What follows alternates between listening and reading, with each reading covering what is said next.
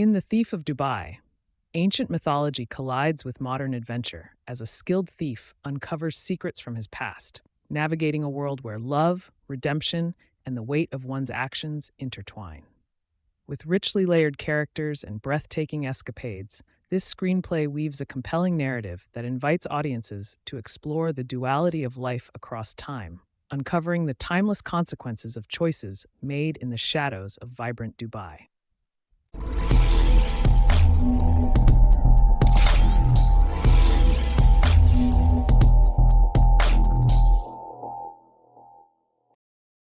In the ancient palace of King Solomon, a skilled thief named Jack, also known as Jacob, silently infiltrates the sword chamber and steals the legendary Sword of Solomon, a powerful artifact guarded by Nubian eunuchs. As he sneaks into the seraglio, he is captivated by the beauty of Princess Razana, who lies sleeping amidst silken sheets. As Jack admires the sleeping Razana, he is suddenly struck on the head by the Grand Vizier, Belgares, who disarms and overpowers him. In the chaos, Jack accidentally knocks out a eunuch, and Razana stirs in her sleep, murmuring affectionately. Jack tenderly kisses her foot before quietly escaping the harem. Groggy from Belgare's attack, Jack spots the Grand Vizier slipping away and gives chase, following him through a series of corridors and into a treacherous room filled with ropes and boiling oil pots. The two engage in a perilous struggle, culminating in a dramatic leap as Jack jumps onto a falling rope, crashing through a glass roof and landing in the molten sea below, shocking Solomon's courtiers. Jack is brought before King Solomon, accused by Belgares of sorcery and theft of the Sword of Solomon. However, Razana confesses her love for Jack, and the Queen of Sheba and the Prophet Ahijah reveal the truth of his actions.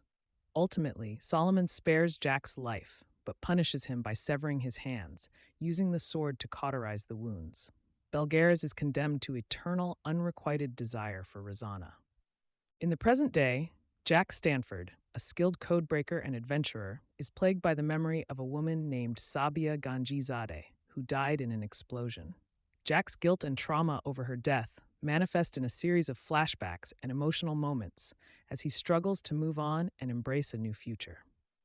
A seemingly harmless old beggar man, who is actually Belgares in disguise, knocks on Jack's door and reveals the existence of a magical lamp hidden in a desert cave.